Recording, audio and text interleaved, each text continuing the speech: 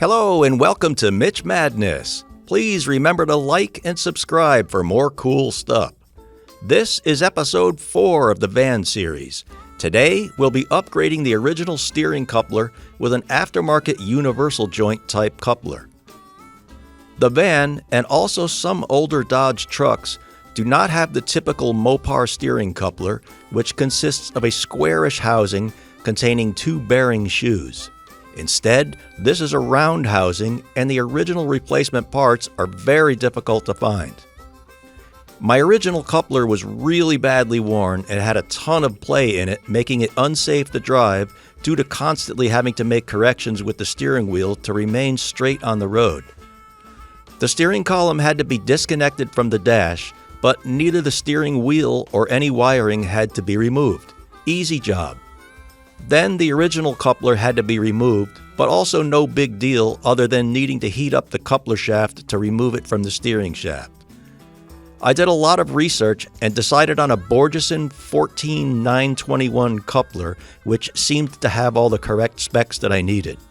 This was not a terrible job at all and was a beautiful permanent upgrade to the sloppy original coupler. All right, let's get into it. Okay, the coupler came in today. It looks beautiful. I tried the splined end on the steering box. Fits perfectly, so I know that's going to be good. The length I know is going to be good. Perfect fit in there. Now, however, this is the wrong end. This side has to go up into the steering shaft. So we're going to be good to go. I'm going to cut this right here and then do some grinding. We're going to be cutting this end off right here. Those pins used to fit into the original coupler. So we're going to hack this off right here and then grind it down to be the same size as that. And I'm pretty sure we're going to be in really good shape on this thing. I'm using the my angled grinder with a 4.5-inch cutting wheel for this. And beautiful work again, if I do say so myself. I can't touch it, it's still hot. Perfect fit. It just fits in there really, really nicely. So I'm going to paint these things up, and then I may have to shorten that shaft tomorrow when I get to putting it in the vehicle. We'll see. All right, the first thing I'm going to do is I got to make sure the steering gear is centered. So I've got the wheel cut all the way to the right, and I put this on here just temporarily. So with the wheel cut all the way to the right, this is centered. All right, well, that's not easy to do alone. So it's almost 3 full turns of the joint of the shaft from full right to full left. So I'm going to back it off almost 1.5 turns, and that should get me centered. All right, the wheels are centered. The joint is temporarily in place. So the next thing I will need to do is go inside and center the steering wheel. And the steering wheel is centered. I'm going to put a rope over to the window to hold it in the centered position. So now that everything's centered where it needs to be, I'm going to get that shaft lined up in there. And I'll have to move the coupling as required to line up to the flat spots on the shaft. Pretty much self-explanatory.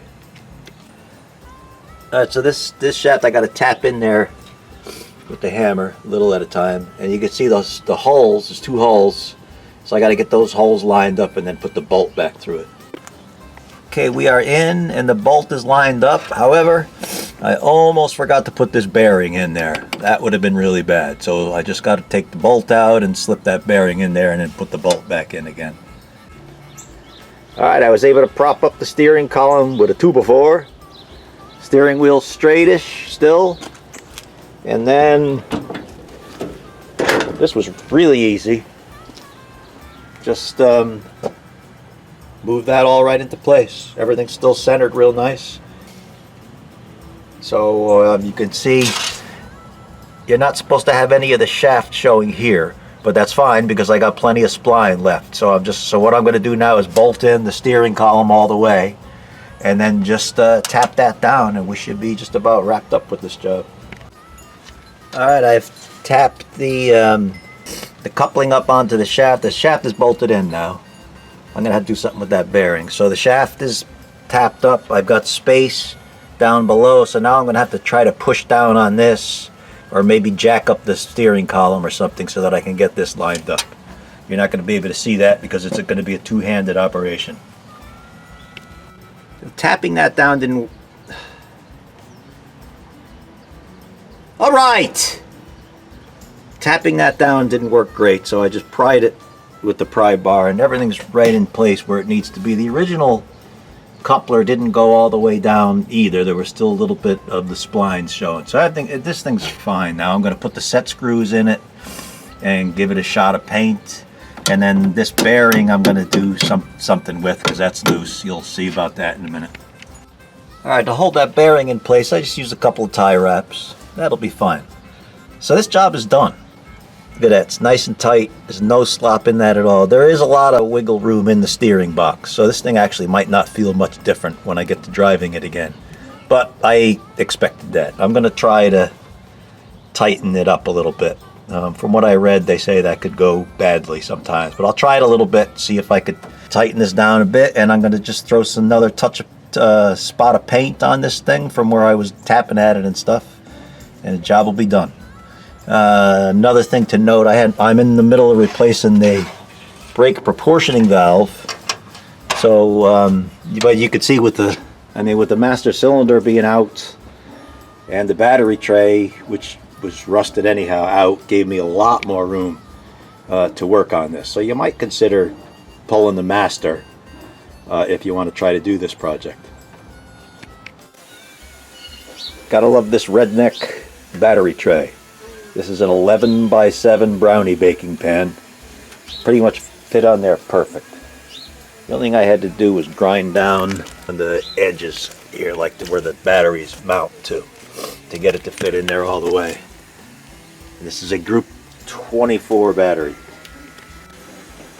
So another nice little deal there. Fits perfect. I'll do a search for a factory tray. If I ever find one for 50 bucks or something, we'll throw it on there, but otherwise I think that's going to last forever.